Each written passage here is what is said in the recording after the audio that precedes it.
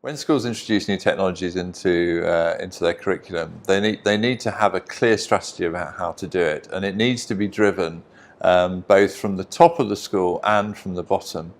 Unless there's really strong school leadership that can that has a vision for how it's going to work, it's never going to happen. But it also needs initiatives to come from the classroom. So you need a whole group of teachers who are going to come up with ideas about how they want to implement new technologies in the classroom, because no school leadership team can really monitor that, but teachers tend to have their ear to the ground and they know what's going on. So what we do here at JESS is we have an IT user group who generate those ideas, collect those ideas and discuss those, what teachers want to do. That IT user group then feeds into an IT strategy group, which which I chair, and also has the IT director. It's got the head of curriculum IT from both the primary school and the secondary school. It's got our head of digital innovation and learning. It's got a whole group of people who are, sort of key players in the decision-making process, and we evaluate the hardware and software needs for the school. So if somebody says, look, we want to introduce virtual reality teaching into the school, we'd look at that and we'd say, right, what do we need in order to put that in place? What technologies do we do? Can we trial it and set up a trial? What are the costs? And we might balance those costs against the costs of upgrading monitors for the admin team, or we might do, or any other IT sort of demands that are on the group. So by coming at it from a sort of strategic perspective, we're able to make, I think, good decisions. We don't waste money. Schools that sort of have bad IT tend to buy kit because they think it will look good to sell to parents. So typically people have bought iPads or put shiny iMacs into classrooms because parents get really wowed by these things. But they sit there and they don't get used effectively. What we find here at JESS is that people are using the technologies because they've come up through a system that allows us to do that. The second aspect of good IT is having some clear rules of digital governance. So for example, we have a policy that everything at JESS has to integrate with our school management system, which is ISAMS, or it has to integrate with the Office 365 suite that Microsoft produce. So we don't have Google, for example. So teachers can't go off on a tangent and do their own thing and sort of set up Google Docs. They have to work within the Microsoft SharePoint environment, and to have any new product has to integrate either with ISAMS or with Office 365. Now that can be a little bit limiting, but it does mean we have a coherent strategy about what we're doing. In our primary school, we actually run in an Apple environment because the teachers there want to use Apple apps. So we have iPads for pupils and iPads for teachers, and we've got iMacs going into the classrooms as the desktop computers. And so they work in a totally different framework within that environment. But what brings it all together is a communications network, which we do through SharePoint, and we hold all of our key documentation there. And again, that's one of our sort of rules of our organisation.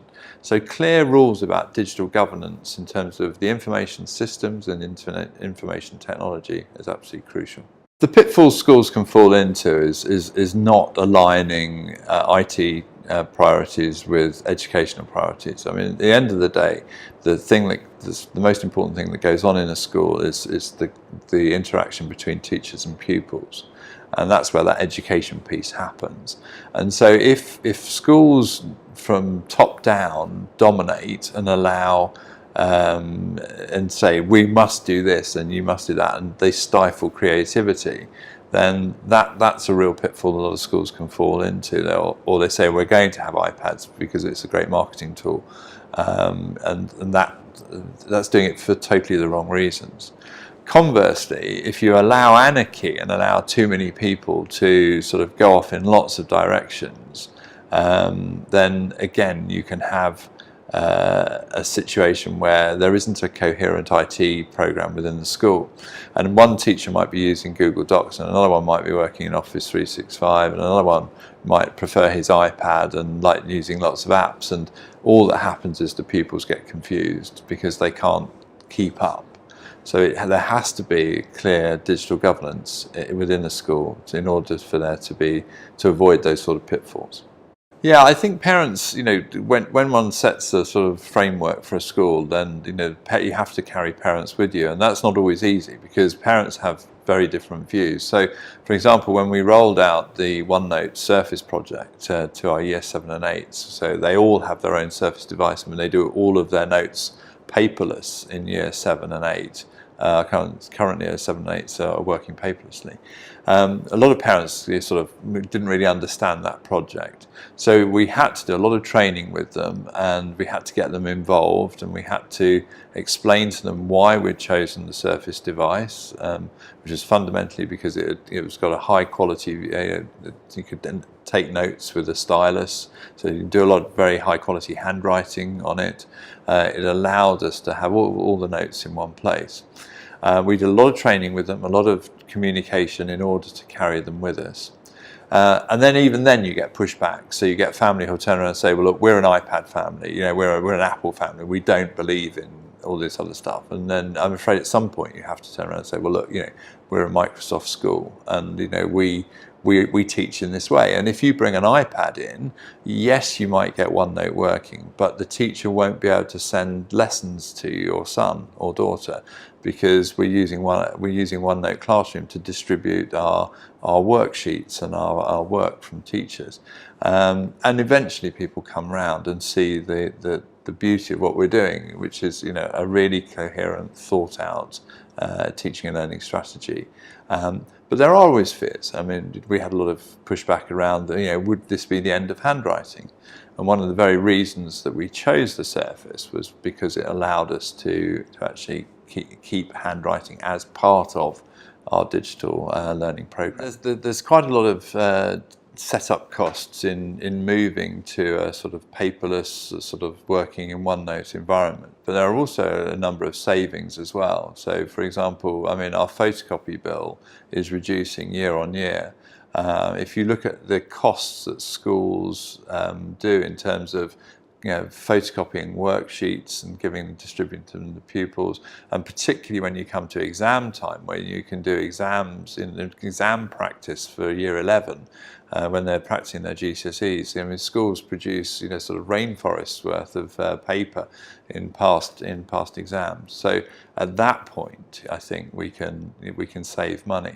So it is a very efficient system, and I think it is, at the end of the day, there is a cost to the setup, but I think in the long run these are methodologies which will triumph over the more traditional ways of teaching.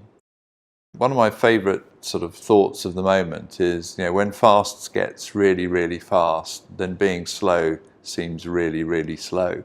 And I think although the technologies that we're teaching young people today probably won't be the technologies that they're using when they get into the workplace in 10 years' time, they will make that transition more easily. If you're working in a sort of an old version of Windows or an old version of Office, and then you have to upgrade 5 or 6 versions to come to the latest version, it's an enormous training jump, and it's a culture shock for you. Whereas if you go with the upgrades along the way, then it's an incremental change, and you can make those changes more easily. And I think what we're trying to do with young people is to expose them to a whole range of technologies using different platforms and using different packages, so that they are adaptable, so that when they get to the workplace, that they'll be able to implement those more easily and to sort of adapt to whatever the organisation's systems are. But a JESS pupil will leave having a really good command of the Apple environment and using apps, and will leave having an excellent command of Office 365 and using collaborative tools. But the real skills are things like collaboration and creativity and critical thinking, and these are the things they really take with them. We just use the technology to facilitate how we deliver those, and that's what we mean by future ready. I think we'll get to the point where in 5 or 6 years' time, every pupil in the school will have grown up with, working in a Surface device. We'll have all the teachers will have done it by then for sort of 5, 6 years, and we'll be very, very strong at it. There will be new technologies that come on. There'll be even more collaborative tools.